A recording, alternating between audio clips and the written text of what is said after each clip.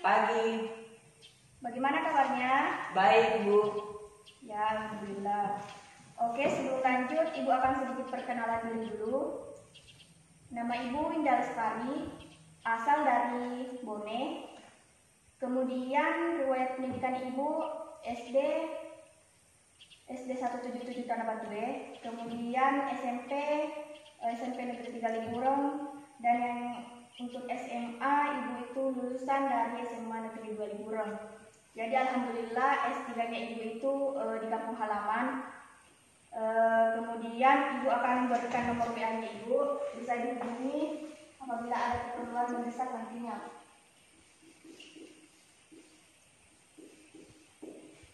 Ya, jadi tolong mencatat.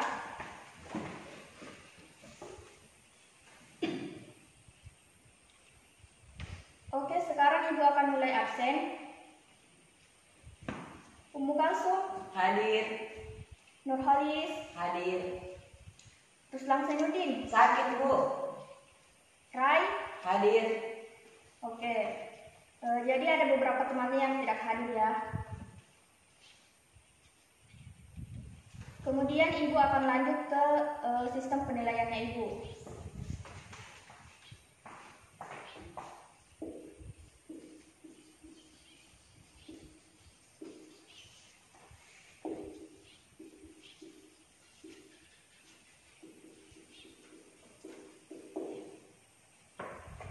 Ya, jadi ini ialah 3 poin dari penilaian Ibu ke depannya.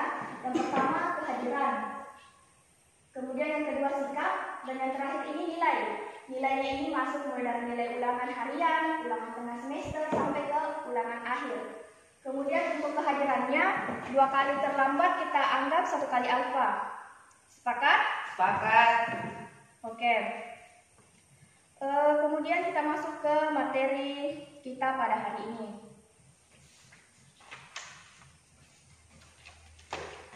Jadi nama mata pelajaran kita itu dasar-dasar konstruksi bangunan dan teknik pengumpulan tanah. Tolong satu orang hapus dulu.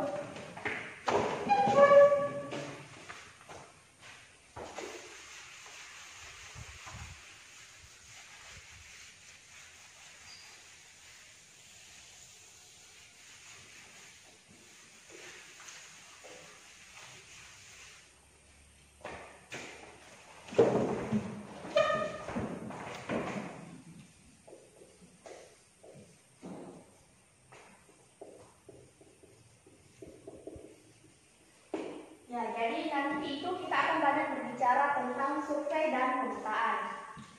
Kemudian, ada yang tahu apa itu survei? Mungkin pengumpulan tanah, Bu. Ya, benar. Jadi, survei ini atau surveying didefinisikan sebagai pengumpulan data yang berhubungan dengan permukaan bumi dan digambarkan melalui peta atau digital. Untuk pemetaan itu didefinisikan sebagai peralatan dan metode pengukurannya. Kemudian selanjutnya, survei itu digolongkan menjadi 2 kategori. Yang pertama survei fisik lahan, dan yang kedua survei kondisi sosial masyarakat. Kemudian ada beberapa tahapan dalam melakukan survei pemetaan. Yang pertama itu prasurvei.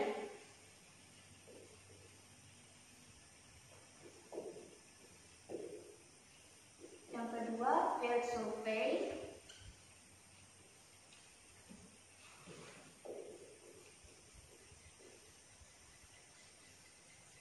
Dan yang ketiga prasurvei. Jadi tahapan-tahapan dalam melakukan survei terbagi atas 3. Yang pertama prasurvei. Ada yang tahu apa itu prasurvei? Tidak tahu. Ya, jadi prasurvei ini ialah tahapan sebelum kita melakukan survei. Jadi mulai dari persiapan perlengkapan, perencanaan itu masuk pada prasurvei. Kemudian yang kedua field survey. Nah, field survey ini survei lapangan. Proses pengambilan datanya kita masuk pada field survey. Kemudian yang terakhir itu prasurvei. Jadi setelah kita melakukan survei di lapangan, kita ada yang namanya prasurvei. Prasurvei ini masuk dalam pengolahan data. juga masuk ke penggambaran hasil pengukuran kita. Kemudian selanjutnya itu macam-macam alat survei. Di sini kita akan membahas beberapa alat-alat survei. Yang pertama ini GPS.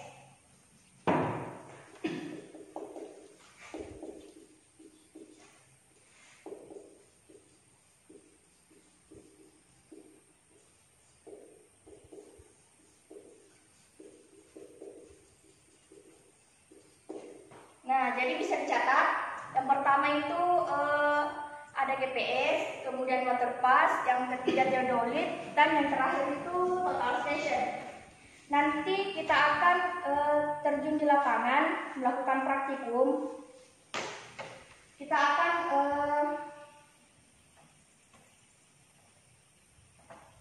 menggunakan alat water pass. Kita akan belajar bagaimana cara pengoperasian alat dan water pass ini. Kemudian, ada yang tahu apa fungsi dari water pass?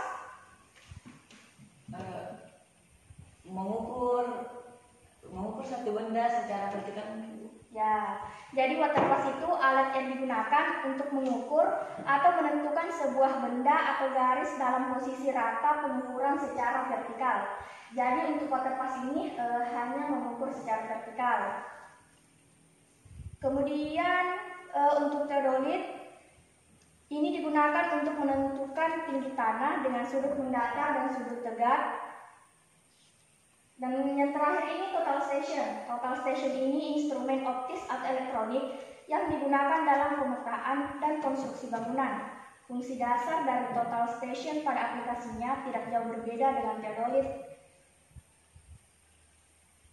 Untuk total station ini digunakan untuk mengukur permukaan tanah atau situasi, topografi, mengukur gedung dan bangunan, dan memetakan kembali hasil pengukuran tersebut. Sampai di sini ada yang ingin ditanyakan? Saya, Bu. Ya, coba berdiri.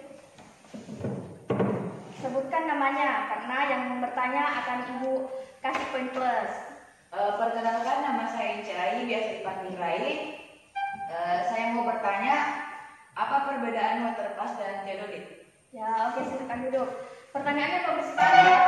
Apa perbedaan dari water pass dan theodolit? Nah, jadi kita hapus dulu. Jadi perbedaan dasar dari water pass dan theodolit ini terletak pada bagian-bagiannya dan fungsi dari alat ini. Saya gambarkan secara sederhana. Ini adalah contoh dari tampak samping water pass.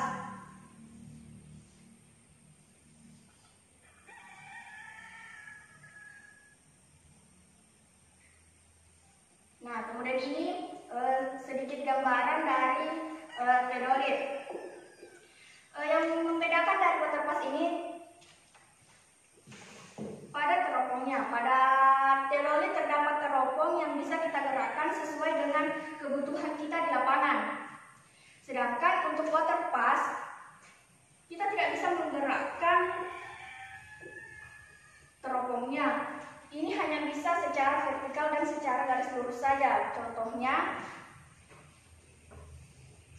saat kita mendapatkan kontur seperti ini, kemudian alat kita berdirikan di sini, kita menggunakan alat water pass. Jadi kita tidak bisa mencapai beda tinggi apabila kita ingin mengukur pada ketinggian ini. Disinilah letak perbedaan antara water pass dengan theodolit. Apabila kita menggunakan theodolit, kita bisa menggerakkan teropongnya ke arah atas, sehingga kita bisa mencapai pengukuran yang kita butuhkan. Sampai di sini mengerti? Mengerti, Bu. Ya, oke. Jadi sebenarnya masih banyak perbedaan-perbedaan dari water pass dan theodolit ini. Tapi karena kita dibatasi oleh waktu, jadi Ibu ambil tugas rumah saja. Tolong dicatat tugasnya. Sebutkan perbedaan-perbedaan dari beberapa alat alat survei pemetaan. Sudah? Sudah, Bu. Ya, oke. Coba Rai simpulkan pelajaran kita pada hari ini. Saya dapat menyimpulkan bahwa survei dapat didefinisikan sebagai sebagai